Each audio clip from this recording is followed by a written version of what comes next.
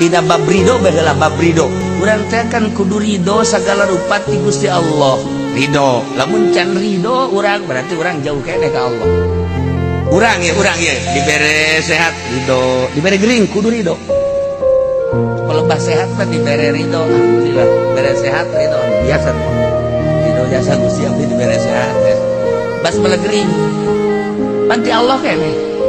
kuduna mah nuhun Gusti abdi poe dibere gering tapi tetap dek diobatan nuhun tapi dek diobatan dia titah masalah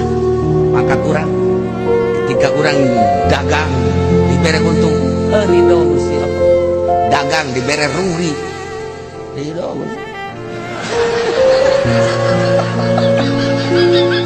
letik ridho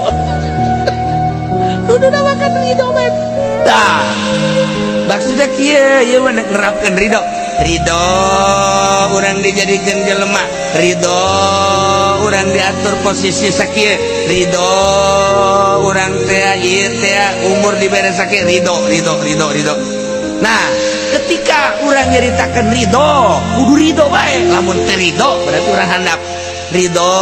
aya batur dibere gagah ridho aya batur dibere hebat ridho aya batur dibere lemah kudu ridho bae ti Gusti Allah ridho henteu mun urang teu ridho berarti kan nentang ka urusan Allah eta